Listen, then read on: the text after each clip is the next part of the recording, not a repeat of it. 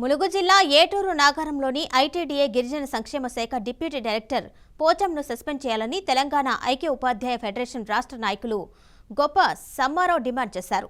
ఖాళీగా ఉన్న ఉపాధ్యాయ పోస్టులన్నీ చూపించలేదు అన్నారు. ఖాళీలను ఆన్లైన్లో పొందుపరచకుండా బ్లాక్ చేశారని, దీనివల్ల సీనియారిటీ ఉపాధ్యాయులకు నష్టం జరిగిందని ఆరోపించారు.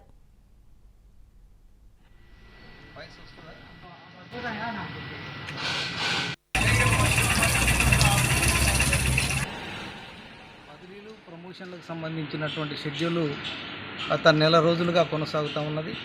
అందులో భాగంగా ఈరోజు ఎడ్జిటీల యొక్క బదిలీలకు సంబంధించి చివరి రోజు. ఇలాంటి అంకంలో ఐటీడీ ఏటూరు గిరిజన సంక్షేమ శాఖలో అనేకమైనటువంటి లోపభూయిష్టమైనటువంటి రిపోర్ట్లు డీడీ గారు ఇవ్వడం వల్ల ఉపాధ్యాయులకు తీవ్రమైనటువంటి అన్యాయం జరిగింది.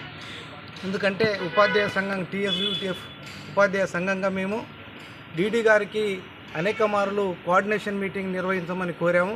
అయినప్పటికీ కూడా నిర్లక్ష్యం వహిస్తూ ఉపాధ్యాయ సంఘాలతో సమన్వయ సమావేశం నిర్వహించకుండా వారికి ఇష్టం వచ్చినట్టుగా రిపోర్ట్లు పెట్టడం, ఉపాధ్యాయులకు సరైనటువంటి సమయంలో సమాచారాన్ని అందించకుండా ఉండడం వల్ల వారు ఇచ్చినటువంటి ఖాళీ పోస్టులను చూపించినప్పటికీ కూడా వాటికి ఉపాధ్యాయులు ఆప్షన్స్ ఇచ్చి ఉన్నారు.